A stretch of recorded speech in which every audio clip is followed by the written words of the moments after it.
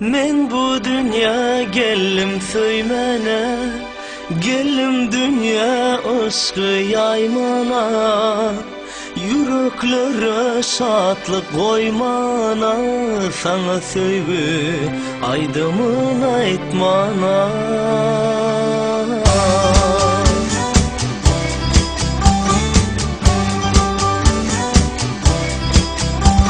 Sen dünya kevilline gül açtın gönlüne, gül açtın gayrını taşla. Şatlık payla gönüllere yağır sana hani, orun koyma sen gamlara, tüyü kurşar seni. Bir dünya gelip söymene, bir dünya pek yaşamana.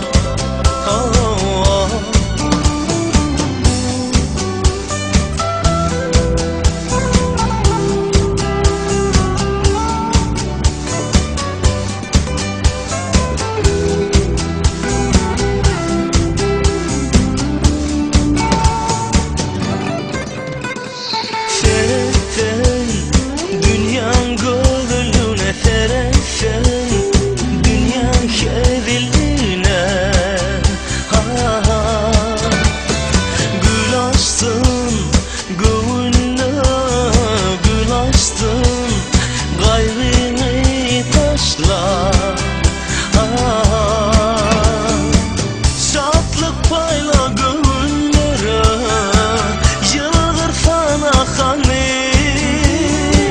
orun koyma sen gamlara, tüyü kurşar seni. Bir dünya gelip söymene, bir dünya pek yaşamana.